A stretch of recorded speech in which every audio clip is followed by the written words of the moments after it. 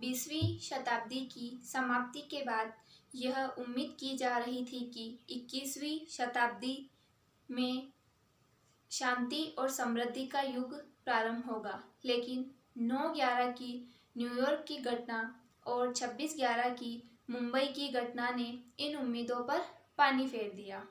आज आतंकवाद का राक्षस कहीं धीमी गति से तो कहीं तीव्र गति से विश्व के हर देश में जा पहुंचा है और भारत तो कई दशकों से इसका दंश भोग रहा है।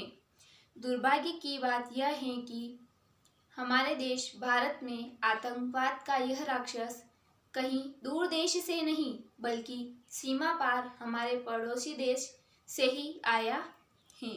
यह देश आतंकवाद फैलाने में तो माहिर है ही, साथ ही अपने किए को नकारने में भी महारत हासिल कर ली है। इसकी सबसे बड़ी मिसाल है ओसामा बिन लादेन का पाकिस्तान में पाया जाना।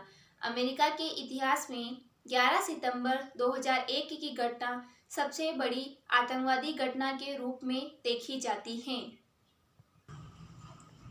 इसलिए उस घटना के मास्टरमाइंड ओसामा बिन लादेन को अमेरिका अपना सबसे बड़ा दुश्मन मानता था और उसे विश्व में हर जगह ढूंढ रहा था, लेकिन उसे यह नहीं पता था कि खुद को अमेरिका का सबसे बड़ा दोस्त बताने वाला देश पाकिस्तान ने ही उसे अपने यहाँ पनाह देकर छिपाकर रख रखा था। यह तो अमेरिका के खुफिया तंत्र की सफलता है अध्यक्ष जी कि उन्होंने उसे वहां ढूंढ निकाला और सैन्य शक्ति की उपलब्धि है कि उसे वहीं मार गिराया। किंतु ये सब सच सामने आने के बाद भी न तो पाकिस्तान के चेहरे पर कोई ज़ेब था न माथे पर कोई शिकन थी, जैसे उन्होंने कोई गुनाह किया ही ना हो। यह सिलसिला अभी भी जारी है, लगातार जारी है। 9/11 का मास्टरमाइंड हाफिज सईद खुलेआम घूम रहा है, रैलियां करता है, चुनाव लड़वाता है, सरेआम भारत को धमकियां देता है। लेकिन संतोष की बात यह है कि दुनिया के सभी देशों ने पाकिस्तान का असली चेहरा पहचान लिया है। इसीलिए FATF के लिए आतंकवादियों को आर्थिक सहायता देने के लिए पाकिस्तान को निगरानी की सूची में रख लिया है। अध्यक्ष जी, हम पर यह आरोप लगाया जाता है कि हम पाकिस्तान के साथ बातचीत नहीं करना चाहते, जो कि पूरी तरह से असत्य है, क्योंकि हमारा मानना है कि दुनिया के बड़े से बड़े मुद्दों का समाधान बातचीत के जरिए किया जा सकता है और इन मुद्दों का समाधान बातचीत के जरिए ही किया जाना चाहिए। इसीलिए पाकिस्तान के साथ अनेक बार वार्ता शुरू हुई, वार्ता के कई दौर भी चले। हर बार उनकी हरकतों के कारण ही वार्ता रुकी है। भारत में अनेक राजनीतिक दलों की सरकार केंद्र में बनी। हर सरकार यही चाहती थी कि बातचीत के जरिए हमारे जो विवाद हैं वह सुलझ जाए। स्वयं प्रधानमंत्री नरेंद्र मोदी जी ने अपने शपथ ग्रहण समारोह से पहले अपने साथ के सभी नेताओं को आमंत्रित करके सरकार बनने से पहले ही शुरुआत कर दी थी।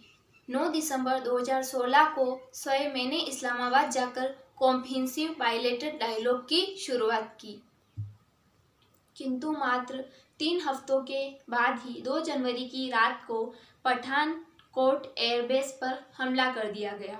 अब आप ही बताएं अध्यक्ष जी कि ऐसे माहौल में बातचीत कैसे आगे बढ़ सकती है। अभी भी पाकिस्तान में नई सरकार बनने के बाद वहां के प्रधानमंत्री इमरान खान ने प्रधानमंत्री नरेंद्र मोदी को पत्र लिखकर यह इच्छा जताई कि न्यूयॉर्क में दोनों देशों के विदेश मंत्रियों की अगर मुलाकात हो जाए तो अच्छा रहेगा। भारत ने उनका यह प्रस्ताव भी मंजूर कर लिया, लेकिन चंद घंटों के बाद ही यह खबर आई कि जम्मू और कश्मीर पुलिस के 3 जवानों का पहले अपहरण किया गया, फिर उन्हें मार दिया गया। क्या इस वातावरण में मुलाकात हो सकती है? क्या यह बातचीत की नीयत को दर्शाती है? पाकिस्तान आए दिन हम पर मानवाधिकार के उल्लंघन का आरोप लगाता है, लेकिन मानवाधिकार के अधिकारों का उल्लंघन तो आतंकवादी करते हैं, जो निर्दोष लोगों को मारते हैं, बेगुनाह लोगों को मौत के घाट उतारते हैं।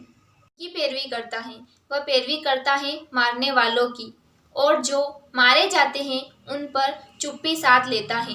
भारत के खिलाफ दुष्प्रचार करता है, भारत के खिलाफ गंदी तस्वीरें दिखाकर उस पर मानवाधिकार के उल्लंघन का आरोप लगाता है। यह कब तक चलेगा?